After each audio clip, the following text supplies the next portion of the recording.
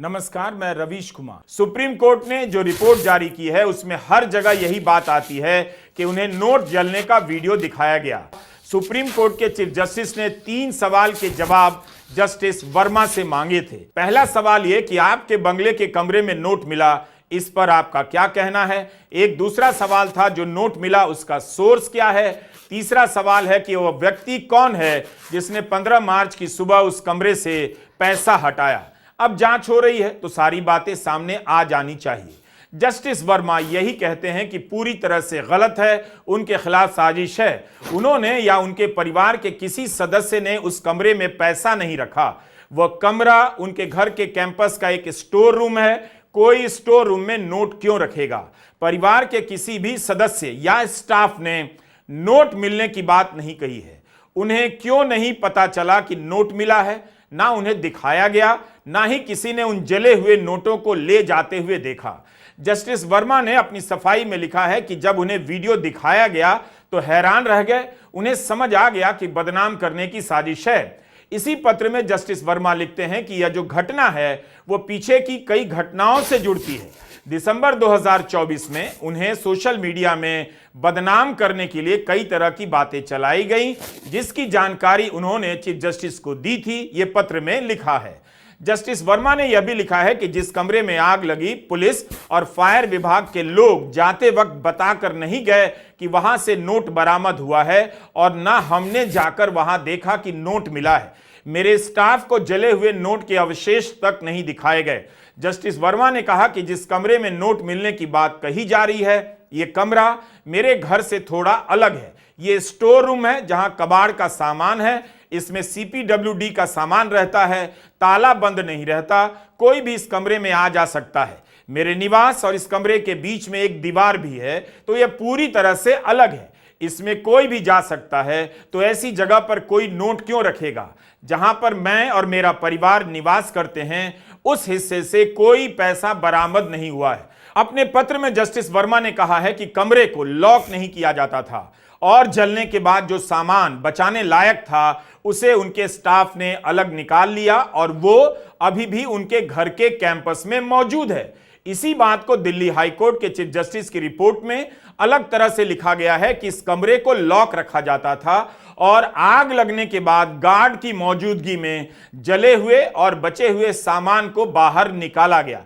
Chief justice के पत्र में उनके रजिस्ट्रार कम सचिव का एक बयान भी है। इसमें वे बताते हैं कि आग लगने की घटना की अगली रात यानी 15 मार्च की रात वे मौके के जायजे के लिए जस्टिस वर्मा के घर पहुंचे। ऐसा करने का आदेश उन्हें दिल्ली हाईकोर्ट के चीफ जस्टिस ने ही दिया।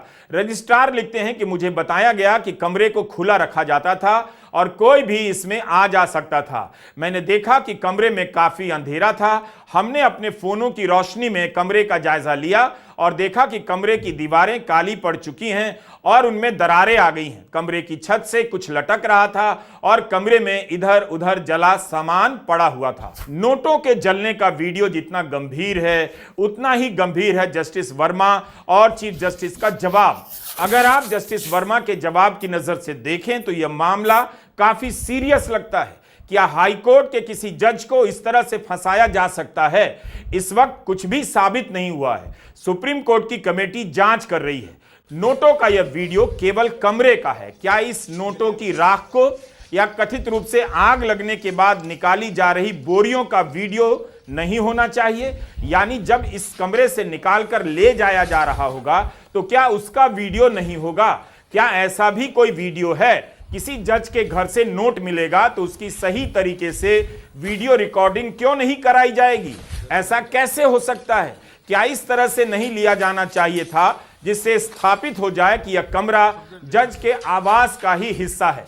क्या इस घटना से जुड़े और भी वीडियो हैं जो सार्वजनिक नहीं किए गए हैं? अब सुप्रीम कोर्ट को जस्टिस वर्मा के घर का भी वीडियो जारी करना चाहिए ताकि जनता देख सके कि उनके घर और स्टोर वाले कमरे के बीच कोई दीवार थी या नहीं। क्या वहां कोई भी आ जा सकता है? सुप्रीम कोर्ट की जांच कमेटी की रिपोर्ट का इंतजार किया जाना चाहिए। सुप्रीम कोर्ट की वकील इंदिरा जयसिंह ने एक संपादकीय ट्वीट किया है। यह संपादकीय लीफलेट नामक वेबसाइट पर लिखा गया है। इसमें 10 सवाल उठाए गए हैं। अगर कोई नकदी थी तो वह कब और किसके द्वारा स्टोर में लाकर रखी गई, नमस्कार, मेरा नाम है संजीव प्रताप और आप देख रहे हैं अपना पसंदीदा YouTube channel daily real news 247। जी हाँ, आज फिर हाजिर हूँ एक और महत्वपूर्ण वीडियो के साथ। जैसा कि आप देख रहे हैं, ये वीडियो की अभी शुरुआत है, जिसमें देश के वरिष्ठ पत्रकार बहुत ही गंभीर विषय पर एक रिपोर्ट लेकर आए हैं और अपनी इस रिपोर्ट के माध्यम से उन्होंने विभिन्न जो गंभीर सवाल हैं उनके जवाब बड़े ही बेबाकी से दिए हैं और खुलासा, एक बहुत बड़ा खुलासा भी इन्होंने अपनी इस रिपोर्ट के माध्यम से किया है। दोस्तों, बस आपसे एक छोटा सा निवेदन है, इस वीडियो को आप पूरा देखें, स्किप करके ना देखें और बीच में छोड़कर ना जाएं। साथ ही अभी तक आपने इस वीडियो को लाइक नहीं किया तो लाइक कर दीजिए और चैनल को सब्सक्राइब कर घंटी वाला बटन दबा दीजिए। इसके अलावा आप इस वीडियो को कहाँ से देख रहे हैं, यह भी कमेंट बॉक्स में मैसेज लिखकर हमें बताएं। यह नकदी किसकी है? दिल्ली पुलिस ने भारतीय न्याय संहिता की धारा 326 के तहत आगजनी का मामला क्यों दर्ज नहीं किया, जिससे यह पता चल सके कि यह आग जानबूझकर लगाई गई थी या किसी शॉर्ट सर्किट जैसी दुर्घटना के चलते लगी थी। 15 मार्च 2025 की सुबह अगर कोई जले हुए नोट या सामग्री थे तो उन्हें किसने हटाया? अगर नोट बरामद हुए तो उन्हें जस्टिस वर्मा के परिवारजनों को क्यों नहीं दिखाया गया जैसा उनका दावा है? बरामद किए गए जले हुए नोट कहां हैं? क्या उन्हें जब्त किया गया? अगर नहीं तो क्यों नहीं? यह वीडियो किसने रिकॉर्ड किया है? स्टोर हाउस में प्रवेश और निकास के सीसीटीवी फुटेज कहां है?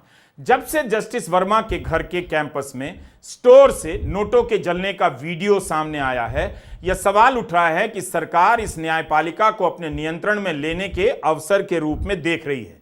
कोलेजियम को लेकर बहस चलाई जा रही है कि जजों की नियुक्ति कैसे हो रही है, पारदर्शिता नहीं है, इसलिए भ्रष्टाचार है, इस पर फिर से बहस की जरूरत है। ऐसा कुछ अलग अलग तरीके से कहा जा रहा है। हरीश साल्वे, महेश जेठमलानी, मुकुल रोहतगी जैसे वरिष्ठ वकीलों ने अलग अलग तरीके से कहा है कि कोलेजियम ठीक नहीं। नोटों के बंडल मिलने के बहाने क्या न्यायपालिका में दखल देने की भी तैयारी है? इसमें वे सत्ता पक्ष के नेता और नेता प्रतिपक्ष से मिल रहे हैं और सुप्रीम कोर्ट की तारीफ करते हुए नेशनल जुडिशियल अपॉइंटमेंट कमेटी एनजीएसी की वकालत करने लग जाते हैं, जिसे सुप्रीम कोर्ट ने ही असंवैधानिक करार दिया था। क्या यह बहस इसलिए चलाई जा रही है ताकि न्यायपालिका की जो भी स्वतंत्रता जिस भी रूप में है उस पर धावा बोला जा सके? चीफ जस्टिस संजीव खन्ना का बचा हुआ कार्यकाल और उनके बाद होने वाले चीफ जस्टिस का कार्यकाल इस बहस के हिसाब से काफी महत्वपूर्ण होने वाला है। न्यायपालिका की समस्याओं पर सरकार चिंतित है, सरकार के राजनीतिक समर्थक चिंतित हैं। इस चिंता की भी अपनी राजनीति है। आपको याद है, अभिजीत गांगुली ने कोलकाता हाईकोर्ट से इस्तीफा दे दिया और बीजेपी में शामिल हो गए। उसके बाद लोकसभा का चुनाव लड़े, जीत भी गए। तब किसी ने नहीं कहा कोलेजियम को लेकर बहस करने की जरूरत है। कोलकाता हाईकोर्ट के एक और जज चित्तरंजन दास ने अपने रिटायरमेंट के भाषण में कहा, उनके व्यक्तित्व को ढालने में आरएसएस का रोल रहा है। मैं संघ के प्रति कृतज्ञ रहा हूं। 37 साल दूर रहा, मगर अपने इस रिश्ते के कारण मैंने अपने कार्यकाल में कभी किसी के साथ पक्षपात नहीं किया। मगर जस्टिस दास ने यह भी कहा कि मैं आरएसएस का सदस्य था और आरएसएस का सदस्य हूं। तब तो किसी ने नहीं कहा कि कोलेजियम की प्रक्रिया ठीक नहीं है, इसे बदलने की जरूरत है। लेकिन जैसे ही जस्टिस वर्मा के घर कैंपस में नोट मिलने की खबर आई, यह बहस चलाने की कोशिश की जा रही है कि कोलेजियम को बदलना होगा, जाना होगा। कोलेजियम का सवाल अलग है, जरूरी सवाल है, लेकिन यह सवाल इस वक्त क्यों फिर से उठाया जा रहा है?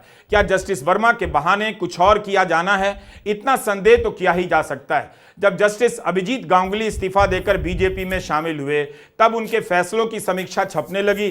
जस्टिस गांगुली ने पद पर रहते हुए 14 मामलों में सीबीआई जांच के आदेश दिए। ये सारे मामले ममता बनर्जी की सरकार के खिलाफ थे। उनके फैसले के कारण 4 विधायक जेल गए। अब वही जज किसी और पार्टी का दामन थामकर उस सरकार पर उन्हीं मामलों को लेकर राजनीतिक आरोप लगाएंगे तो क्या बच जाएगा? क्या इस तरह न्यायपालिका की छवि को दांव पर लगने दिया जा सकता है? तब कोलेजियम सिस्टम को लेकर बहस क्यों नहीं छेड़ी गई और ऐसे जजों को बीजेपी में शामिल कराकर तुरंत टिकट क्यों दिया गया? न्यायपालिका को लेकर बहस क्यों नहीं होती जब राम मंदिर के उद्घाटन में सुप्रीम कोर्ट से रिटायर हुए कई चीफ जस्टिस और जज भी जाते हैं? जब राम मंदिर के निर्माण का फैसला देने वालों में से एक तत्कालीन चीफ जस्टिस रंजन गोगोई को राज्यसभा का सदस्य बना दिया जाता है, तब न्यायपालिका को लेकर बहस क्यों नहीं होती? जब गणेश उत्सव के दौरान प्रधानमंत्री Narendra Modi chief justice of India के घर पहुंच जाते हैं, तब न्यायपालिका को लेकर क्यों नहीं बहस होती?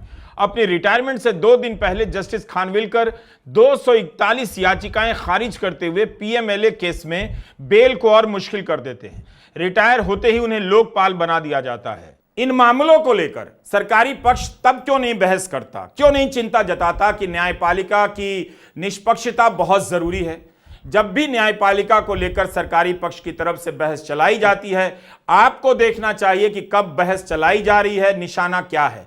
क्या वाकई न्यायपालिका की स्वतंत्रता को लेकर सरकार विगत सरकारों की तुलना में कुछ ज्यादा सक्रिय है? इसीलिए लगता है कि सवाल न्यायपालिका की स्वतंत्रता को सुनिश्चित करने का नहीं लगता, कुछ और है। इसी स्वतंत्रता के नाम पर चुनाव आयुक्त के चयन की कमेटी से चीफ जस्टिस को हटा दिया गया। तब न्यायपालिका की स्वतंत्रता वाले सरकारी पक्ष कहां चले गए? तब क्यों नहीं कहा कि हमें न्यायपालिका पर विश्वास है, चीफ जस्टिस के रहने से कोई दिक्कत नहीं होगी? जस्टिस यशवंत वर्मा का मामला काफी घुमावदार लगता है। वे निर्दोष हैं या दोषी हैं, सुप्रीम कोर्ट की कमेटी और आगे की जांच से फैसला होगा। लेकिन सुप्रीम कोर्ट ने तबादला करके फिर से इस बहस को छेड़ दिया। फिर से जनता सारे सवालों को लेकर चौराहे पर आ खड़ी हुई है। नमस्कार, मैं रवीश कुमार। दोस्तों, इस वीडियो में बस इतना ही। जल्द मिलते हैं ऐसे ही एक और महत्वपूर्ण वीडियो के साथ। तो बने रहें अपने इस पसंदीदा यूट्यूब चैनल के साथ। अभी तक आपने इस चैनल को सब्सक्राइब नहीं किया है तो सब्सक्राइब कर घंटी वाला बटन दबा दीजिए, ताकि ऐसे ही महत्वपूर्ण वीडियो की नोटिफिकेशन आपको समय रहते मिल सके, आपसे मिस ना हो। आपको हमारे किसी वीडियो से कोई शिकायत है या सुझाव देना चाहते हैं अपना, तो अपना मैसेज कमेंट बॉक्स में लिखें। हम और हमारी टीम जल्दी उस पर अमल करेगी। जय हिंद, जय भारत, जय भीम, राम राम।